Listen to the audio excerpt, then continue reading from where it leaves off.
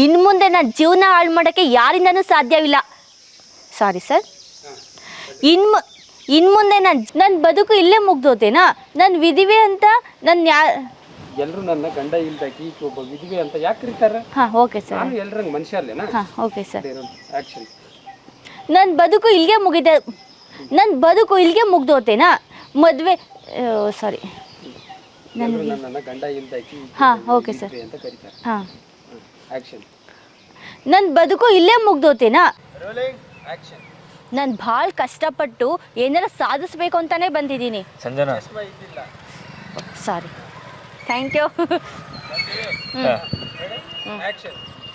ನಾನು ಭಾಳ ಕಷ್ಟಪಟ್ಟು ಏನಾರ ಸಾಧನೆ ಮಾಡಬೇಕು ಅಂತಾನೆ ಬಂದೀನಿ. ಸಂಜನಾ ನಾವಿಬ್ರು ಫ್ರೆಂಡ್ಸ್ ಅಲ್ಲ, ನಾವಿಬ್ರು ಹಾಂ ಸರ್ ನಾವಿಬ್ರು ನಾನು ನಿನ್ಗೆ ಬರೀ ಫ್ರೆಂಡ್ ಅಲ್ಲ.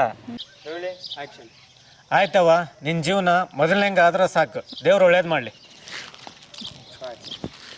ನೋಡಕ್ಕೆ ಚಂದ ಅದಾಳ ಸಾಕು. ದೇವಸ್ಥಾನದಿಂದ ಒಳಗೆ ಕಳಿಸಿದಲ್ದಲೆ ಇವಾಗ ರೋಡಿಂದನೂ ಒಳಗೆ ಕಳಿಸ್ಬೇಕು. ದೇವಸ್ಥಾನದಿಂದಲೂ ಒಳಗೆ ಕಳಿಸಿದಲ್ದಲೆ ದಿನೇ ದಿನೇ ನನ್ನ ಜೀವನ ಬದಲಾಗ್ತೈತೆ ಕಣಮ್ಮ. ನಾನು ಮುಂಚೆ ನಾನೇನು ಅಂದ್ಕೊಂಡಿದ್ನಲ್ಲ ಅದನ್ನ ಮನುಷ್ಯನ ಹಾಂ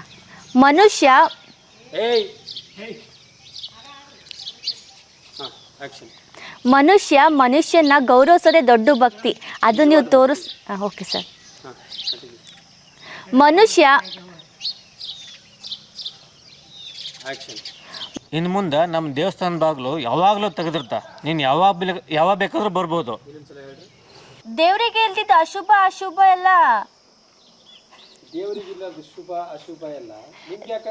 ದೇವರಿಗಿಲ್ದೇ ಇರೋ ಶುಭ ಅಶುಭ ಎಲ್ಲ ನಿಮಗೆ ಯಾಕೆ? ಅದ್ರಾಗ ಇವತ್ತು ಶುಕ್ರವಾರ ಐತಿ.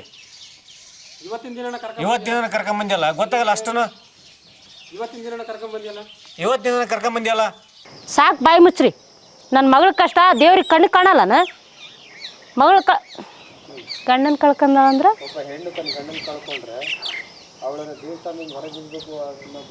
ಯಾವ ಧರ್ಮ? ಹಾಂ ಅಲ್ಲಿಂದನಾ ಫಸ್ಟಿಂದ ಹ್ಞೂ.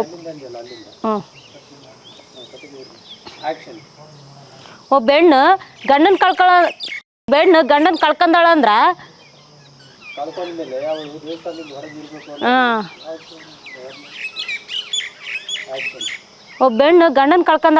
ಹೊರಗಿರ್ಬೇಕಂತಂದು ಯಾವ ಧರ್ಮ ಅದು?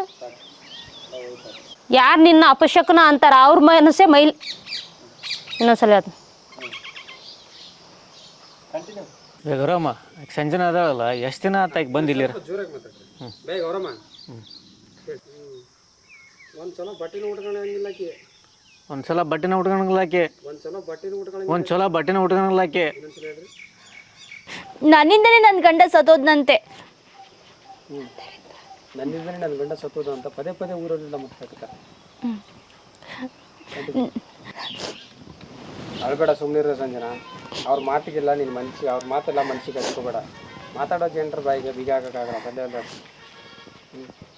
ಅದು ಅವ್ರ ಯೋಗ್ಯತೆಯನ್ನು ತೋರಿಸುತ್ತೆ. ಕಷ್ಟ ಅಂತ ಬಂದಾಗ ಬೆನ್ನಟ್ಟಿ ಬರೋ ನಿನ್ನ ನೆರಳಿಗಿಂತ ಸದಾ ನಿನ್ನ ಜೊತೆಗಿರ. ಸದಾ ನಿನ್ನ ಜೊತೆಗಿರೋ ನಿನ್ನ ತಾಯಿನ ನಂಬು. ಈ ತಾಯಿನ ನಂಬು.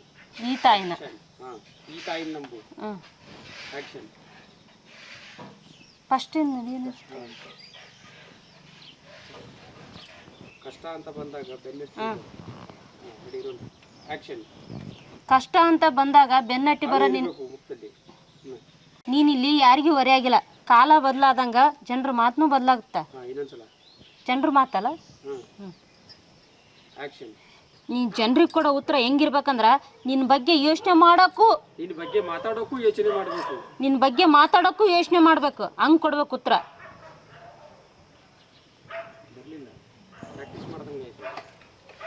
ಆಗಲೇ ಹೇಳಿದ್ದಿಲ್ಲ, ಚಲೋ ಹೇಳಿದ್ದಿ. ಹೆಂಗಿರ್ಬೇಕು ಅಂದ್ರೆ ಹಂಗೆ ಮಾಡ್ಬೇಕು ಅಂತ ಫಾಸ್ಟ್ ಆಯ್ತು. ನಿನ್ನ ಬಗ್ಗೆ ಮಾತಾಡೋಕ್ಕೂ ಯೋಚನೆ ಮಾಡಿ ಮಾತಾಡಬೇಕು. ಆಯ್ತು, ನಿನ್ನ ಮನ್ಸಿಗೆ ಸಮಾಧಾನ ಆಗ್ಬೇಕಂದ್ರೆ ಸ್ವಲ್ಪ ದೇವಸ್ಥಾನಕ್ಕೆ ಹೋಗಿ ಬರಮ್ಮ. ಬಟ್ಟೆ ಚೇಂಜ್ ಮಾಡ್ಕೊಂಬೋಗಿ. ಹೋಗಿ ಜಲ್ದಿ ಬಾ. ಬಟ್ಟೆ ಚೇಂಜ್ ಮಾಡ್ಕೋ ಬಾ ಅಂತ ಒಳಗೆ ಕರಿ. ಬಾ, ಬಟ್ಟೆ ಚೇಂಜ್ ಮಾಡ್ಕೊಂಬರ್ ಬಾ. ಫುಲ್ ಡೈಲಾಗ್ ಹೇಳಿ ಕರಿ. ಆ್ಯಕ್ಷನ್. ಇಲ್ಲೇ ಇತ್ತು ಹೇಳುವಾಗ ತೆಗಿತೀನಿ. ಆ್ಯಕ್ಷನ್. ಇಷ್ಟು ದಿನ ನನ್ನ ಜೀವ ನಾನು ಹಾಳು ಮಾಡ್ಕೊಂಡಿದ್ದೆ ಯಾರ್ಯಾರ ಮಾತು ಕೇಳಿ. ಆ್ಯಕ್ಷನ್. ಇಷ್ಟು ದಿನ ನನ್ನ ಜೀವನ ನಾನೇ ಮನೆ ಕುಂತು ಹತ್ತಿದ್ದು ಸಾಕು. ಇಷ್ಟು ದಿನ ಮನೆ ಕುಂತು ಹತ್ತು ಹೊತ್ತು ನನಗೆ ಸಾಕಾಗೈತಿ. ನಾನು ಓದಬೇಕು ಅನ್ನೋ ಕನಸನ್ನು ನಾನು ಈಡೇರಿಸ್ಕೊಡ್ತೀನಿ. ಯಾರೋ ಆ್ಯಕ್ಷನ್. ಇಷ್ಟು ದಿನ ಮನೇಲಿ ಕೂತು ಹೊತ್ತು ನನಗಂತೂ ಸಾಕಾಗೈತೆ. ಇನ್ಮೇಲೆ ನಾನೇನು ಅಂದ್ಕೊಂಡಿದ್ನಲ್ಲ, ಚೆನ್ನಾಗಿ ಓದಿ ಆ ಕನಸನ್ನ ನನಸು ಮಾಡ್ಕೊತೀನಿ. ಅವರು ಚುಚ್ಚಿ ಮಾತಾಡೋದನ್ನ ತಡ್ಕೋಬೋದು, ಆದ್ರೆ ನಿನ್ನಂತ ನಾಯಿ ಮುಖವಾಡ ಇರೋರು, ನಾಯಿ ಮುಖವಾಡ ಒತ್ತಿರೋ ಪ್ರೀತಿ, ನಾಯಿಗಳು ಮುಖವಾಡ ಪ್ರೀತಿ ಇದೆಯಲ್ಲ, ನಿಮ್ಮಂತ ನಾಯಿಗಳು ಮುಖವಾಡ ಪ್ರೀತಿ ಇದೆಯಲ್ಲ, ಅದನ್ನ ತಡ್ಕೊಳಕ್ಕಾಗಲ್ಲ. ಅದು ಭಾಳ ನೋವು ಕೊಡುತ್ತೆ. ಅದು ಬಹಳ ನೋವು ಕೊಡುತ್ತೆ. ಊರಾಗಿರೋರು ಚುಚ್ಚಿ ಮಾತಾಡೋದನ್ನ ತಡ್ಕೋಬಹುದು. ಊರಾಗಿರೋ ಚುಚ್ಚಿ ಮಾತಾಡೋದನ್ನ ತಡ್ಕೋಬಹುದು, ಆದ್ರೆ ನಿಮ್ಮಂತ ನಾಯಿ ಮುಖವಾಡ ಪ್ರೀತಿ ಐತಲ್ಲ, ಅದೇ ಬಹಳ ನೋವು ಕೊಡುತ್ತೆ. ಆದ್ರೆ ಬರೀ ಆದ್ರೆ ನಾ ಬರೀ ನಿಂಗೆ ಫ್ರೆಂಡ್ ಅಲ್ಲ, ನಿನಗೆ ನಾನು ಮನ್ಸಾರಿ ಇಷ್ಟಪಡಕತ್ತೀನಿ. ನಿಜನಾ ಅಜಯ್? ನನ್ನ ವಿಷಯ ಏನಂತ ಗೊತ್ತಿದ್ರು ನೀನು ಹಿಂಗೆ ಮಾತಾಡಕತ್ತೀಯಾ? ನಿಜನಾ ಅಜಯ್? ನನ್ನ ವಿಷಯ ಏನಂತ ಗೊತ್ತಿದ್ರು ನೀನು ಹಿಂಗೆ ಮಾತಾಡತ್ತೀಯಾ? ನನಗಂತೂ ಭಾಳ ಖುಷಿಯಾಗಕತ್ತೈತಿ.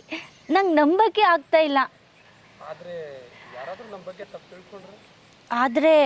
ಯಾರಾದರೂ ನನ್ನ ಬಗ್ಗೆ ಬೇರೆ ಥರ ತಿಳ್ಕೊಂಡ್ರೆ? ಯಾರು ಏನಾದರೂ ತಿಳ್ಕೊಳ್ಳಿ, ಆದ್ರೆ ನಾನು ನಿನ್ನ ಜೊತೆಗೆ ಇರ್ತೀನಿ. ಫ್ರೆಂಡ್ಸ್ ಕರಿತಿದ್ದಾರೆ, ಟೈಮ್ ಆಯ್ತು, ನಾನು ಹೋಗ್ಬರ್ತೀನಿ.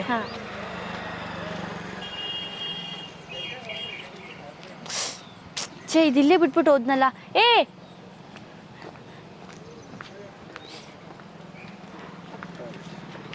ನೆಮ್ಮದಿ ಸಿಗುತ್ತಂತ ಇಲ್ಲಿ ಕರ್ಕೊಂಬರಕ್ಕೆ ಇದೇನು ಗುಡಿ ಅಲ್ಲ, ಪಾರ್ಕಲ್ಲಿ ಇದು ಗುಡಿ ಐತಿ. ನೆಮ್ಮದಿ ಸಿಗುತ್ತಂತ ಇಲ್ಲಿ ಕರ್ಕೊಂಬರಕ್ಕೆ ಇದು ಪಾರ್ಕ್ ಅಲ್ಲ, ಗುಡಿ ಐತಿ.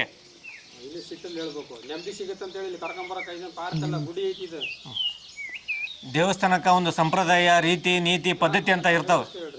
ದೇವಸ್ಥಾನ ಅಂತಂದಾಗ ಒಂದು ಸಂಪ್ರದಾಯ ಅನ್ನೋದಿರುತ್ತೆ. ದೇವಸ್ಥಾನ ಅಂತಂದ್ರೆ ಅದಕ್ಕೊಂದು ಸಂಪ್ರದಾಯ ಇರುತ್ತಾ. ದೇವಸ್ಥಾನ ಅಂತಂದ್ಮ್ಯಾಗ ಒಂದು ಸಂಪ್ರದಾಯ ಇರುತ್ತೆ. ದೇವಸ್ಥಾನ ಅಂದಮೇಲೆ ಒಂದು ಸಂಪ್ರದಾಯ ಇರುತ್ತೆ. ಇಲ್ಲೆಲ್ಲ ಮುತ್ತೈದೆಯರು ಬಂದಿರ್ತಾರೆ. ಇಲ್ಲೆಲ್ಲ ಮುತ್ತೈದೆಯರು ಬಂದಿರ್ತಾರೆ. ಅದ್ರ ಮಧ್ಯದಾಗ ನಿಮ್ಮಂತರ ಬಂದ್ರೆ ದರಿದ್ರ ಅಲ್ಲೇನು? ಅದ್ರ ಮಧ್ಯದಾಗ ನಿಮ್ಮಂತರ ಬಂದ್ರೆ ದರಿದ್ರಲ್ಲನ?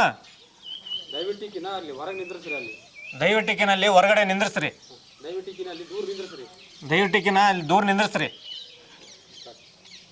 ನೋಡು ಸಂಜನಾ, ಶುಭ ಅಶುಭ ಅನ್ನೋದು ಯಾವುದೂ ಇಲ್ಲ.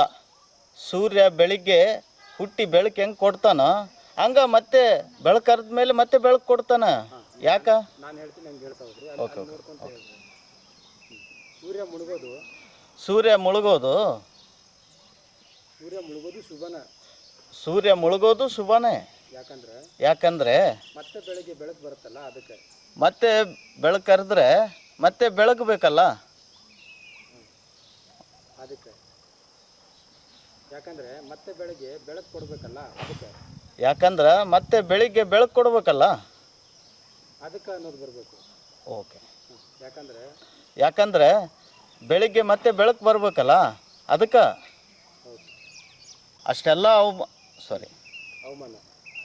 ಅಷ್ಟೆಲ್ಲ ಅವಮಾನ ಮಾಡಿದರೂ ಕೂಡ ನೀನು ಮತ್ತೆ ದೇವಸ್ಥಾನಕ್ಕೆ ಹೋಗೋಕ್ಕೆ ಧೈರ್ಯ ಪಟ್ಟಿಯಲ್ಲ, ಅದು ನಿನ್ನಲ್ಲಿರ್ತಕ್ಕಂಥ ಶಕ್ತಿ. ಅದೇ ನಿನ್ನ ಶಕ್ತಿ. ಅಷ್ಟೆಲ್ಲ ಮಾಡಿದರೂ ಕೂಡ ಅಷ್ಟೆಲ್ಲ ಅವಮಾನ ಮಾಡಿದರೂ ಕೂಡ ಯಾಕೆ ಸುಮ್ಮನೆ ಅಳಕತ್ತೀಯಮ್ಮ? ಯಾಕೆ ಸುಮ್ಮನೆ ಕಣ್ಣೀರು ಹಾಕಕತ್ತಿ? ಕಣ್ಣೀರು ಹಾಕಕ್ಕ ನೀನೇನು ತಪ್ಪು ಮಾಡಿಲ್ಲ.